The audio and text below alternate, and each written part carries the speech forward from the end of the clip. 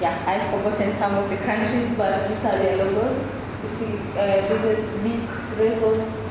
I think big is from Romania, and then results. We have European R&D, Portland University, Technical University, which is in Somalia. We have Omnia, we have Portland Innovation Hub, which is also in Somalia. We have Social in Kenya, and also Horizon Institute, and then our lead organization is Cospitech, is from Italy.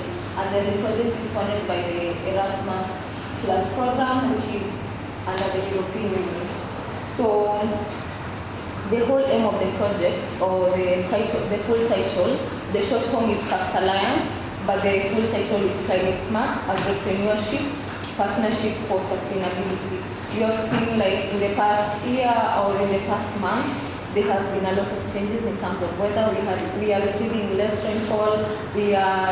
Also the population is growing, and we need to feed everyone. So we came up with the idea to try and see what methods can we apply to ensure that we are able to feed ourselves and also our communities. So one of the project itself, we draw some inspiration from the Food and Agriculture Organization of the United Union. Maybe when you have time, you can go through it. It's called Short Form FAO.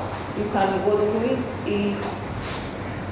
It's an organization that tries to eradicate hunger. You know, like the way we have the Sustainable Development Goals. One of the goals is no hunger or zero hunger. So it helps to fight that. So by developing programs or implementing programs that are in line with that. So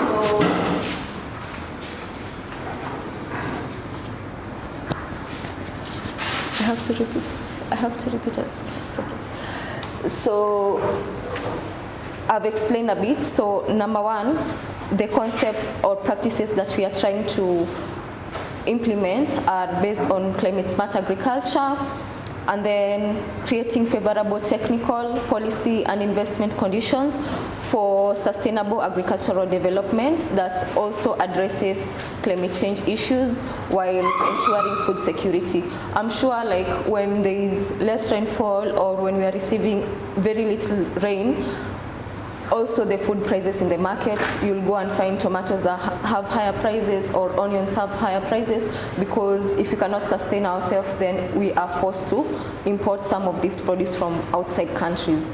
So yeah, one of the continents that have like the biggest capacity to be able to do this or to be able to feed the future, it's Africa for one, because we have the land, we have young people, and yeah, the land and the young people. So for us to be able to do this, we have also the agriculture has to make financial sense for you, because some of you have graduated, right? You said you're a graduate, so you're looking for opportunities or employment. So if what we are teaching cannot be able to employ you, then it won't make sense for you if you cannot earn money from that, right? Because you need to sustain yourself in terms of food, in terms of shelter, in terms of clothing. So through this training, I hope you'll get a thing or two. We have the whole website developed, so we'll display that later. And then you can be able to go through the materials. Also after the training, we'll share the materials, the activities that you can do amongst yourself, and maybe at the end of it, we'll teach you also how to develop a business plan so that you can see from the training if you can be able to maybe even lease a farm and grow something, right? Okay, so I won't bore you with a lot of things because everything is on the website. The other thing that we want to pass across is the participation. As part of, I've told you we have received the funding from the European Union, so they need to see the people who are trained. We have the participant list. You will sign your first name, second name, email, so that you can be able to send the materials to you and you sign. So we'll be doing that every single day that we'll have the training. And then we have the video and consent form. You also need to sign this because you can see the camera people. The videos from this training will be uploaded on YouTube, so we need your consent on that, and then we can share on our social media platform like Facebook, Instagram, just to create more awareness. Like I've said, we need to train you so that you can train the next person. So we'll use social media to like upload, but it won't be used for anything else. Social media only, Facebook, Instagram, and LinkedIn, and also YouTube. Is everything clear? Okay. Any questions before we begin? Anything you didn't understand because maybe I was talking too fast? Okay, so I think this is one of our final training. The next training will be in Nairobi. And then after that, we started the project in 2023. We had a meeting in Italy, and then after that, we had roundtables all over the country just to get to understand what the needs are. And then we shared some practices that work for the different countries, and then we developed which one are the best ones. And then we did work-based learning activity where we took some students to some of the organizations that deal with agriculture, and they were able to get some skills on that. And then we have training. This one is the second one. There was another one in Egerton, Kenya. So this one is the second one. And then after this, we'll have the final training and the closing of the project in Nairobi.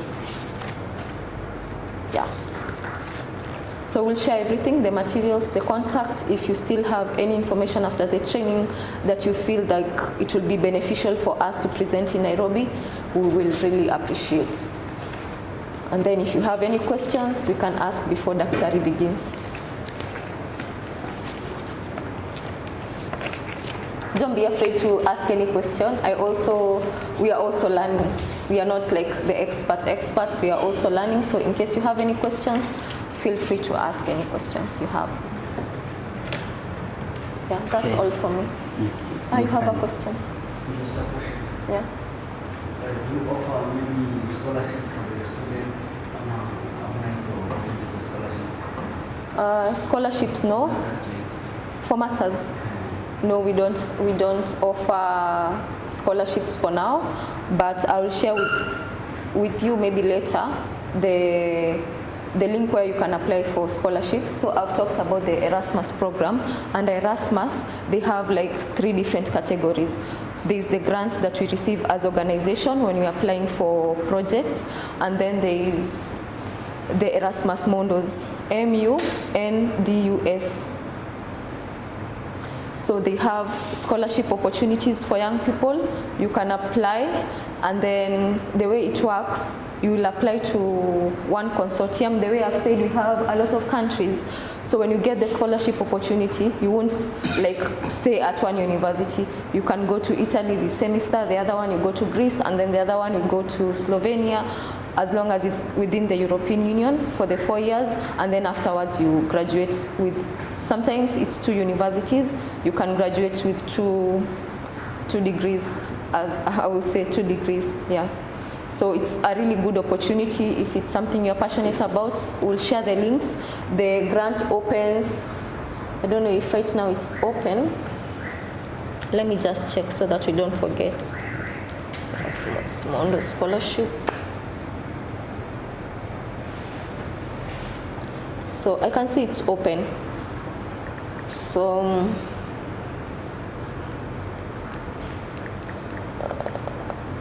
okay, yeah, so the way I was telling you, it includes at least 3 institutions from 3 different countries. So 3 universities from 3 different countries, and you can do study, research, training, and thesis preparations. And then the scholarship will give you the travel, visa, and the living allowance. And then you can do it for 1 or 2 years, and then you get a joint degree or multiple degrees.